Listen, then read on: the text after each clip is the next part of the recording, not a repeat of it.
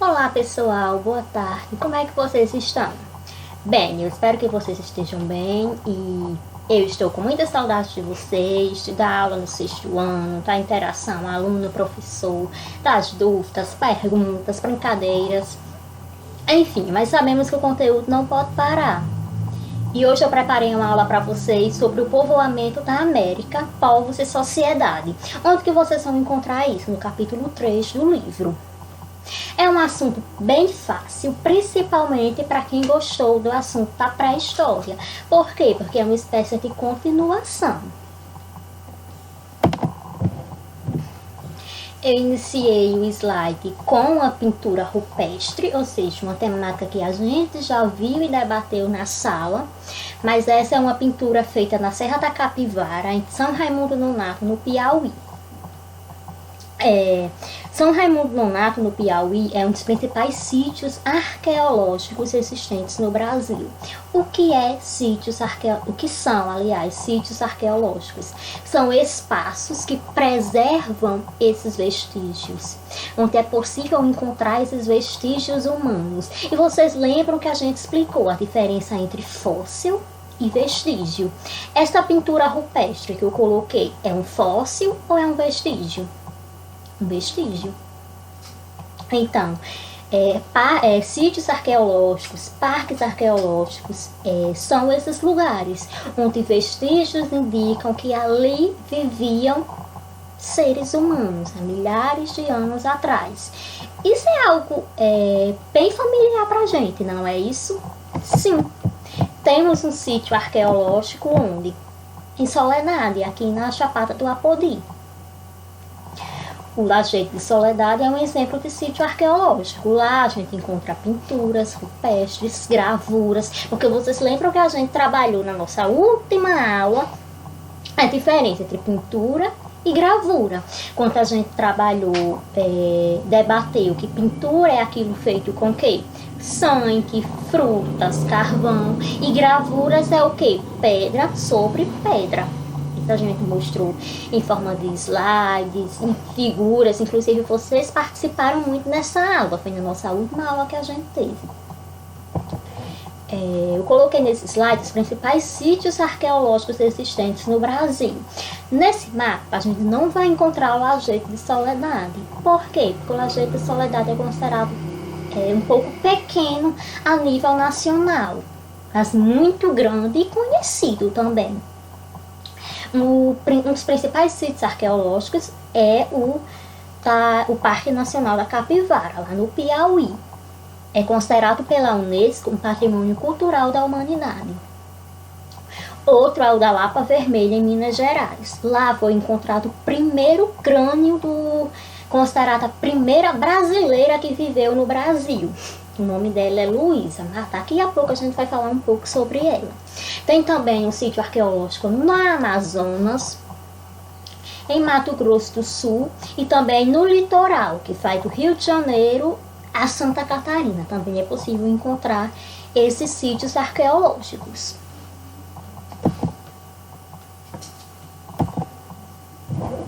Aí eu pergunto para vocês, onde teria surgido o homem? Estudos históricos mostram que os primeiros homens teriam surgido no continente africano, aonde eu coloquei esse asterisco bem grande em vermelho. Aí eu pergunto, como esses povos saíram da África e chegaram no Brasil? A gente consegue ver uma distância, principalmente dividida pelo Oceano Atlântico. Então, como esses homens teriam saído da África e chegado nas Américas, inclusive no Brasil? Aí vocês devem ter se perguntando, foram outros homens. Sim, mas eram daquela mesma família que a gente viu nas aulas anteriores. A gente viu os homens sapiens, homens erectus, eram da mesma família. Então mostra que eles sim teriam feito essa migração. Como eles teriam chegado? E essa é uma das primeiras inquietações que vem no livro de vocês. Como os homens chegaram no continente americano. Eu trouxe para vocês esse mapa, que também é possível encontrar um semelhante no livro de vocês, que vem explicando algumas dessas teorias. A primeira teoria, que vocês conseguem ver o númerozinho 1 aqui no slide, teria sido pela Estreito de Bering. O que foi isso? Na última era glacial, quem assistiu à Era do Gelo vai saber o que é essa era glacial. Era na época que existia uma grande camada de gelo nos continentes. Então, na última era, teria possibilitado um pequeno canal da Ásia para os Estados Unidos, para o Alasca. Então, o homem teria saído da África, ido para a Ásia e Europa, e da Ásia teria encontrado esse canal, esse estreitinho que vai ligando da Ásia para o Alasca. Então, é conhecido como Estreito de Bering. Então, ele poderia ter feito essa caminhada a pé, ou também ter feito essa caminhada em canoas, ou seja, não caminhada, essa passagem para canoas. Outra explicação também válida é que o homem teria ido da África para a Ásia e posteriormente para a Oceania. E da Oceania teria chegado na América do Sul por meio de canoas. Mas não vão imaginar um barco super moderno.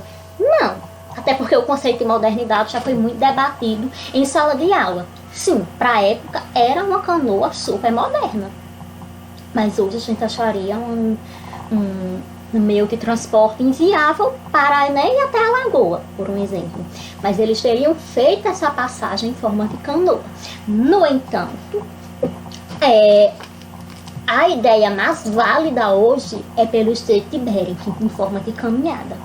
Outra teoria também, que vocês já devem ter visto na disciplina de Tia Keila, seria a da Pangeia, que todos os continentes seriam unidos e teria possibilitado essa passagem naturalmente. Isso vocês já devem ter visto em Tia Keila, essa teoria que todos os continentes seriam unidos.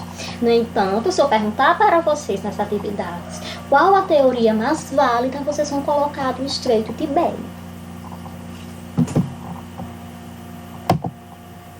Eu apresento a vocês Luzia. Luzia é considerada a primeira, foi um crânio e fizeram sua reconstrução computadorizada e teria chegado até essa imagem que a gente está vendo. Quem foi Luzia? O primeiro fóssil encontrado no Brasil foi encontrado em Santa Lagoa, no estado de Minas Gerais, e o nome dela, Luzia.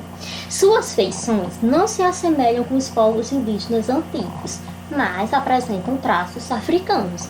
A gente observando essa imagem, a gente vai perceber que ela tem mais característica africana do que dos povos indígenas brasileiros. E quais são essas características?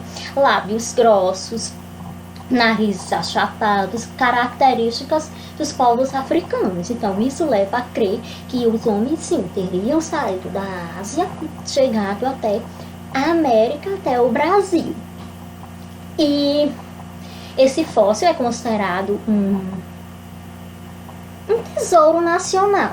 Mas vocês lembram que, acho que foi em 2018, 2019, não lembro direito, o museu lá no Rio de Janeiro queimou. E acreditem, esse fóssil estava no museu. Ou seja, a gente teve essa grande perca. Mas a gente vai falar nas próximas aulas.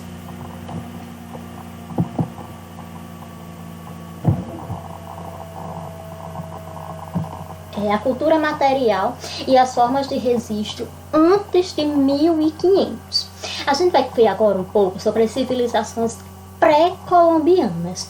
O que são civilizações pré-colombianas? Foram povos que viveram na América e no Brasil antes da chegada de Cristóvão Colombo. Quem foi Cristóvão Colombo? Considerado o primeiro europeu a chegar nas terras americanas. Então, pré-colombianas são aquelas sociedades que viveram antes da chegada de Cristóvão Colombo. Elas viviam de maneiras bem diferentes de quando Cristóvão Colombo chegou. Eu destaquei algumas, mas o livro de vocês tem outras. Mas a gente vai debater principalmente essas três. Na América geral, a gente vai ter os maias, os astecas e os incas. E no Brasil, a gente vai ter os povos sambaquis.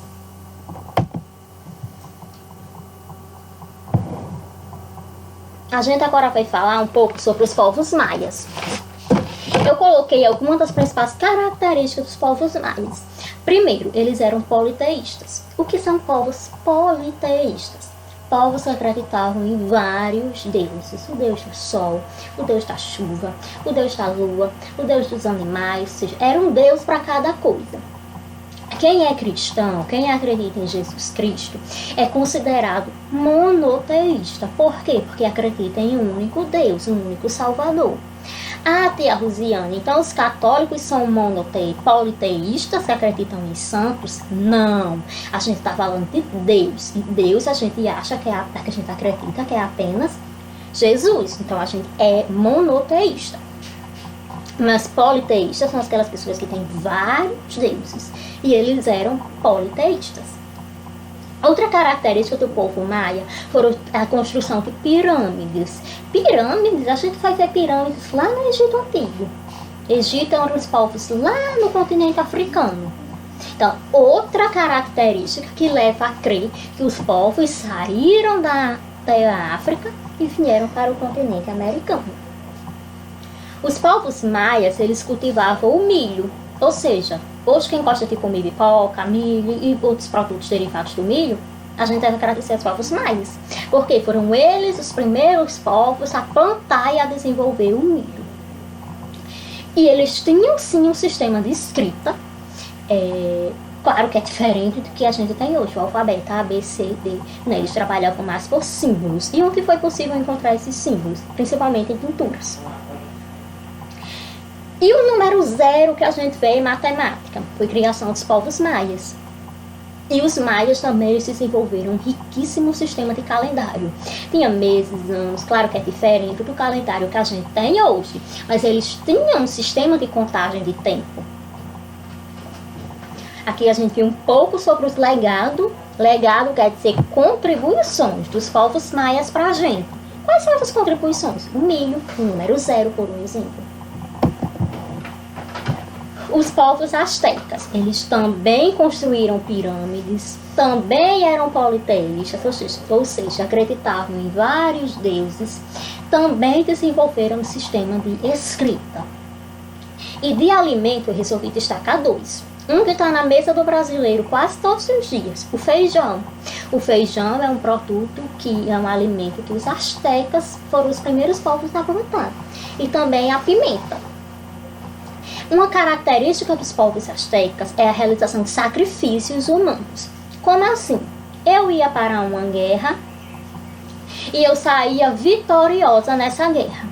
Quando eu retornava para a sociedade asteca, o que era que faziam? Bora sacrificar ela. Iam me sacrificar, iam me matar, em homenagem aos deuses.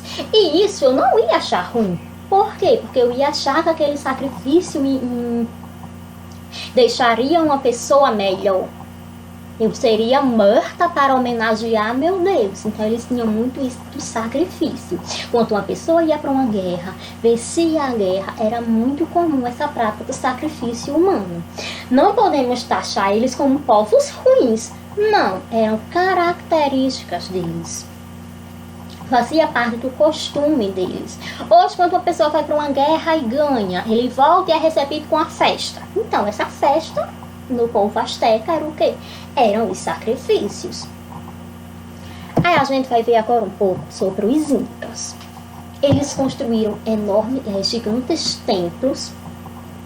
Também eram politeístas, mas uma peculiaridade, eles não desenvolveram escrita.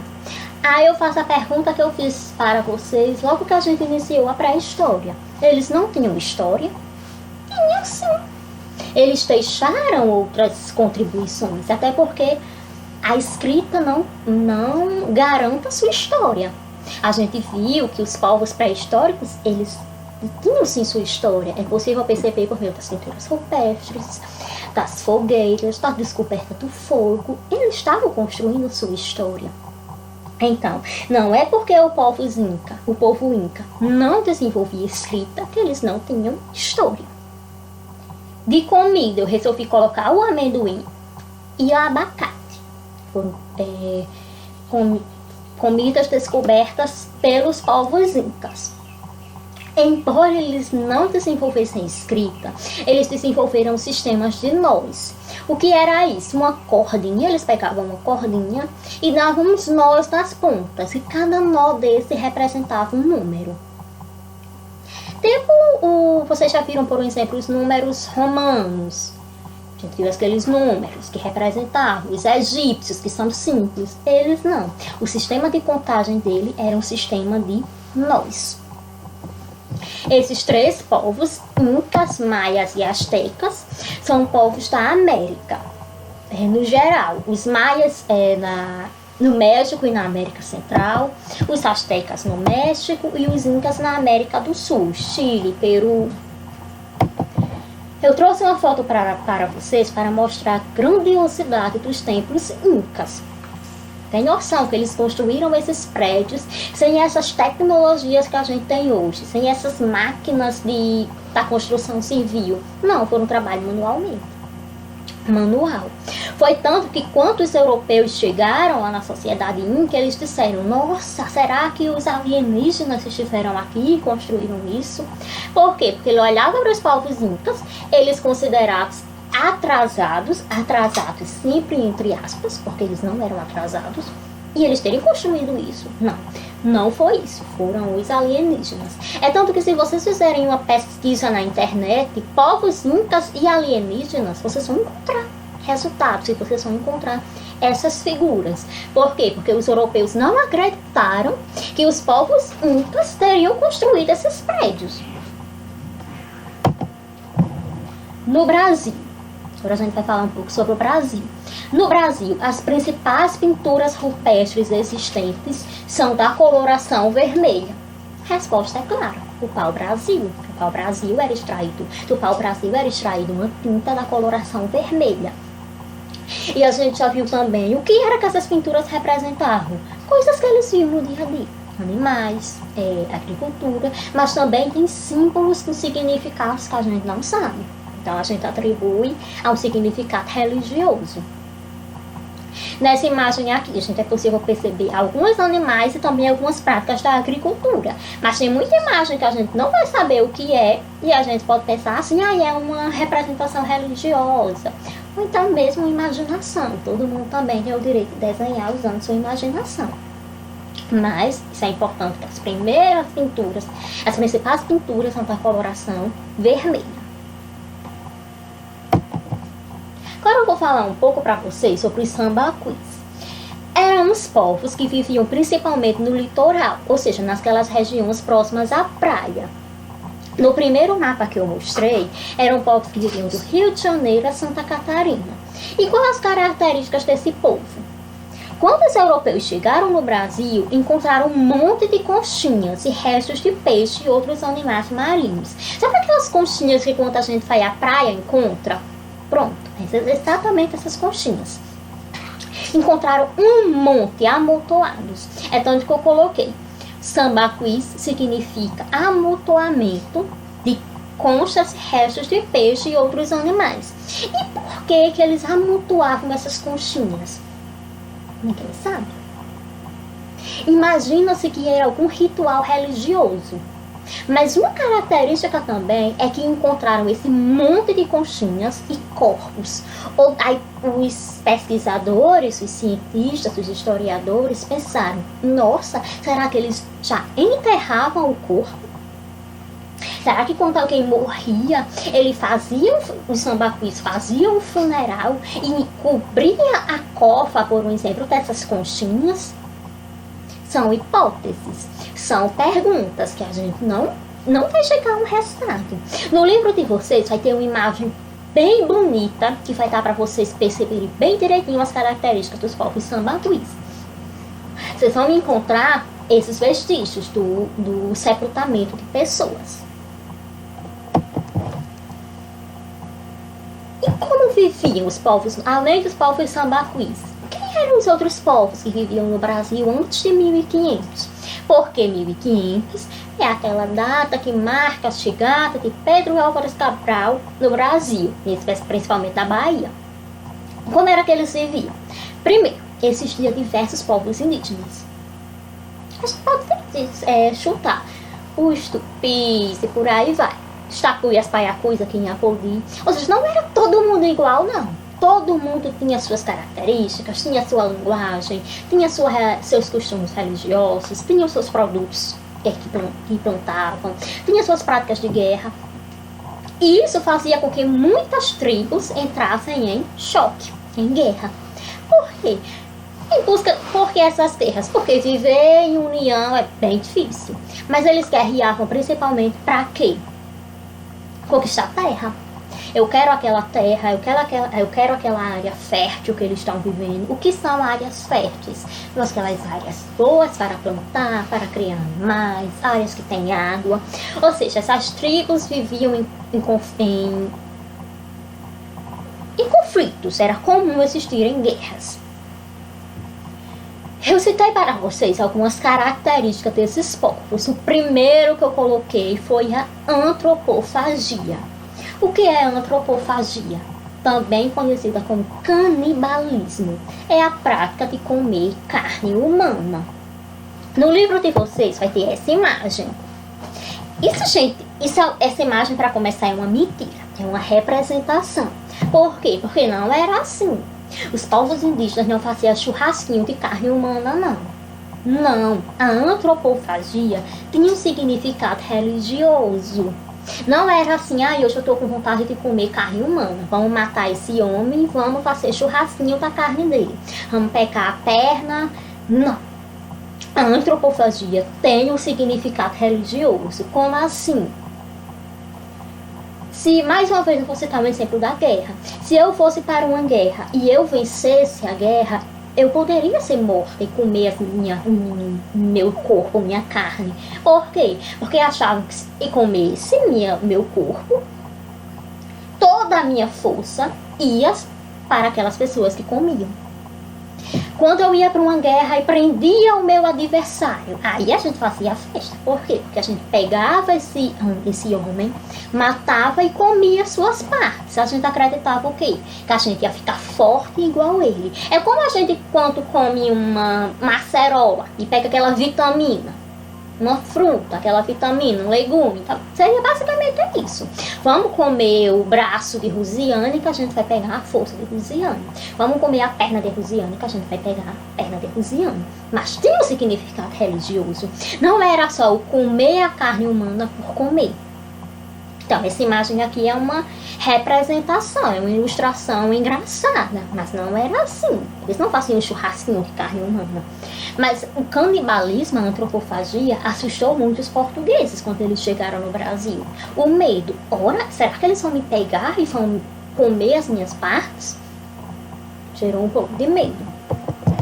Outra característica era a poligamia, ou seja, pessoas tinham vários companheiros, tanto o homem tinha vários companheiros, como a mulher tinha vários companheiros. Isso era uma prática comum, o homem ter diversas esposas, ou ainda a mulher ter diversos esposos, direitos iguais, né, gente? Então, tinha essa característica, que também assustou muito os europeus. E os europeus não, os europeus eles já tinham esse casamento com uma única pessoa. Então foi outra prática que de certa forma assustou.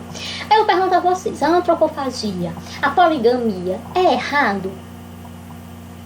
Hoje, se a gente for pensar assim, hoje em dia essa prática, se eu fosse comer a carne humana, seria errado. Mas em 1500 fazia parte do costume dele, da cultura dele, era algo cultural.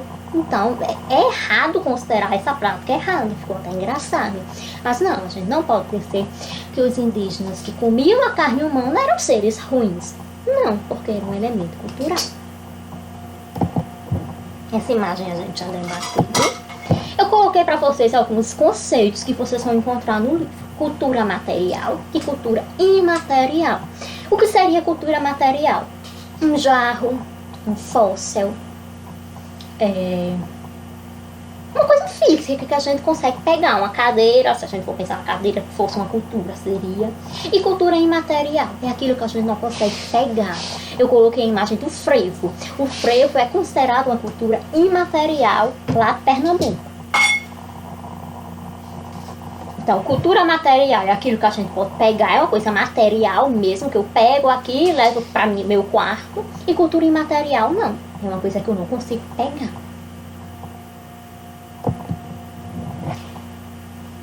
E aqui a gente vai finalizando.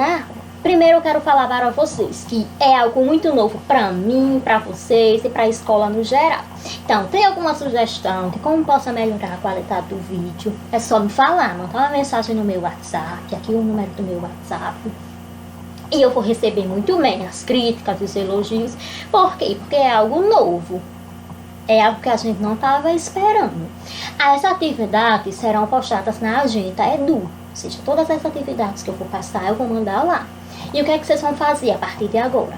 Fazer essa atividade no caderno de vocês e mandar uma foto da atividade para o meu WhatsApp.